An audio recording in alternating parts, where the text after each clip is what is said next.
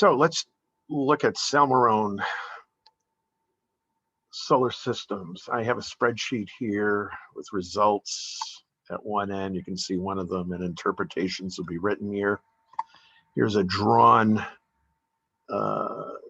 map with cash flows year 1, 2, 3. Okay, and what feeds into each one of these: lease price, demand function. The demand is actually lease rate, the percentage of systems that are demanded. Currently 60%, I believe. We have growth rates here. I can't spell. GWTH, maybe that's what that is. Anyways, just draw it out and drop it in. If we don't have time, then we'll get somebody to render it. Demand, I'm going to do that next. We have a bunch of assumptions here that derive from demand and other parts of the case. This is an net present value profitability, not a weekly. Yeah, there are 4 time periods. Each is a year, and I use units of measurement, which some of you have already used. Sensitivity analysis, well, that has to get fixed too. But I do have the price sensitivity analysis up here with various documented ways of dealing with it and settings. Okay, I got a title, lease rates, I got a bunch of things here that I can refer to and modify at a whim. Okay, let's go to the demand. There's a price and a lease rate, which could be confusing. It's the rate at which leasing systems, as a percent of total systems, are, if there's 50 systems, which is not expected to change, will be demanded by the market at a price per, what is it, month? That's something to check out, and it's a measurement. So I think it's,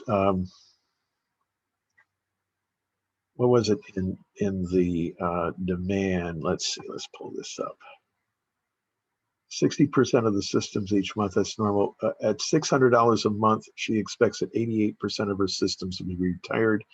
For each $100 per system per month reduction in the lease price, it's a 7% increase in the rate. Let's put that information directly in here right now. $600 per system per month. That's very important. It's per month. 0.88. Okay, and the data is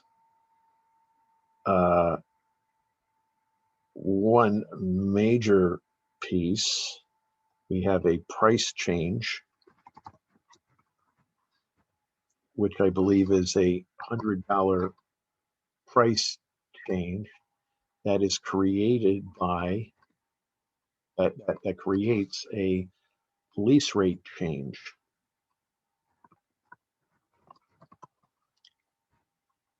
And I believe that was an increase of 0.07. Now, if you check it out, the price change is a $100 reduction. And this unit's going to be important. So let's just start with 600. Take 600, add to that the price change, which will be negative, and therefore reduce it. Yep, 500.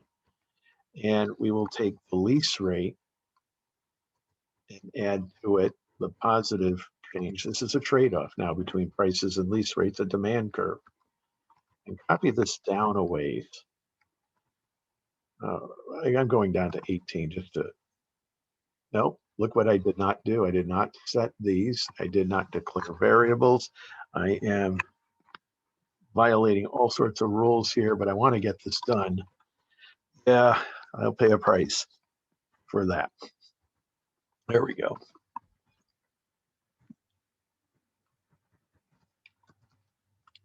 And we see we don't need all of these because we don't have negative prices. So let's get rid of those.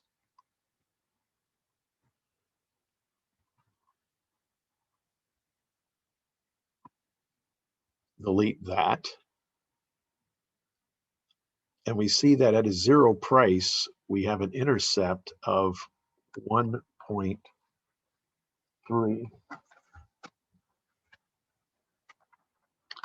And that intercept of 1.3, if we were to draw this out,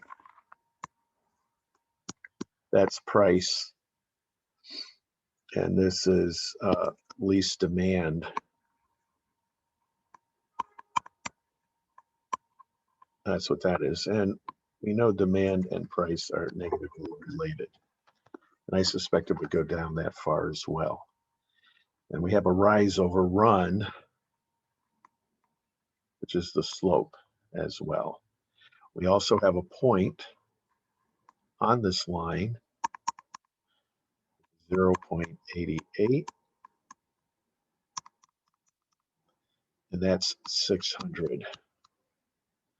Okay, we have enough information to create the demand curve. If we wanted to, we could say the intercept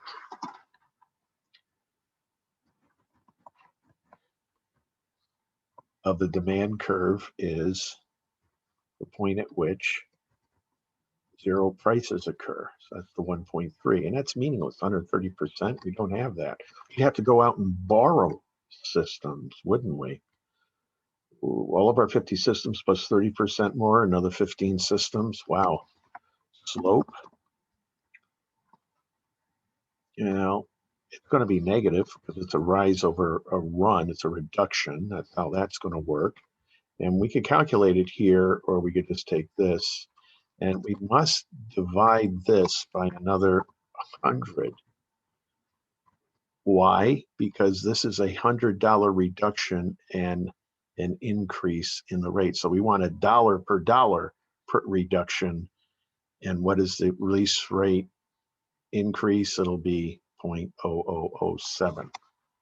Now that we have our demand, we can feed these into our assumptions.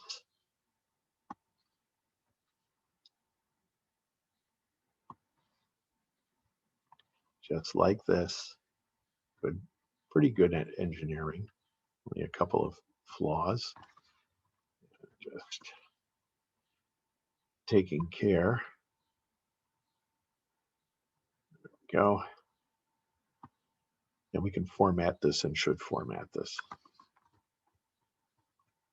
Feel like an English class. Dot your I's, cross your T's. Well, that's just penmanship. We're using the right. See, now another human can read this. It's already machine readable. You know where it is. Okay. And we can also plot this if we want. I got the plot over here. That may be good enough for a first time out. All the assumptions are here also with short names, which are named ranges or could be named ranges. 9%, 4,800, 7. This is directly out of fleet size. I'm sorry, 60 systems. Oh, see, there we go. Selling multiple 3 times year 3 revenue. Now we set up a net present value sheet just like this with 0. Yeah, it should be set up like this.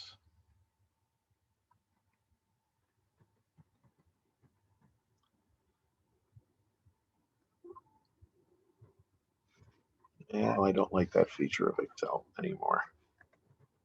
There we go. I have units of measurement. I have this coming in from the sensitivity analysis because I'm going to link this sheet up. Remember what we're asking for. What's the price in year 1, which then goes up at assumptions. And to clean up the sheet, we need to use those short names as designated hitters, as named ranges for those. We have the lease rate, which again uses the intercept plus slope times. Now, what's F12?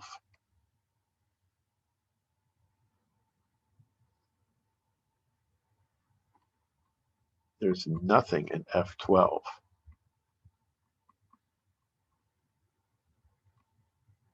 Oh, this is an old sheet.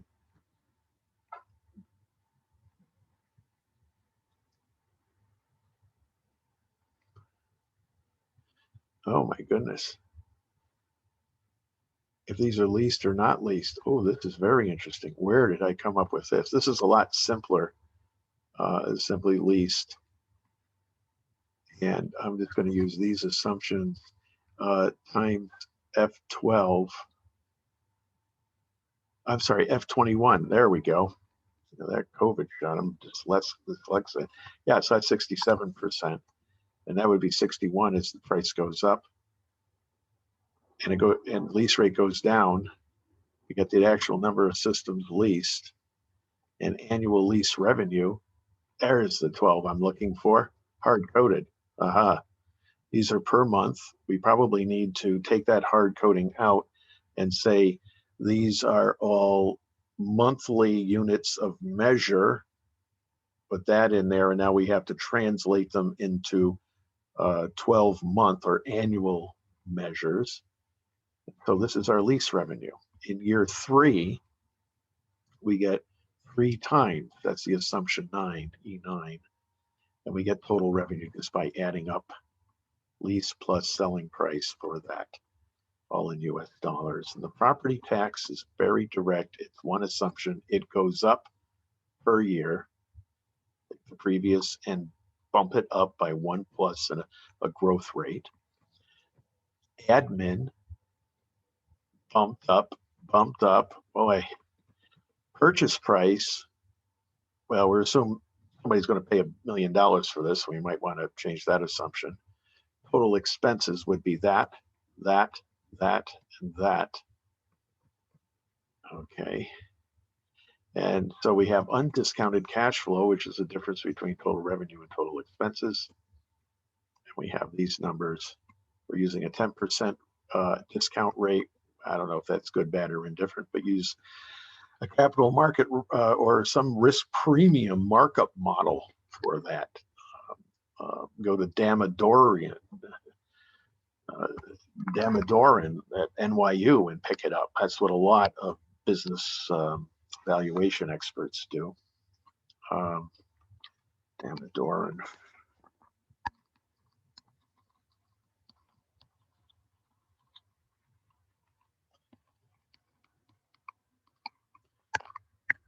Weighted average cost of capital. Not a bad place to look.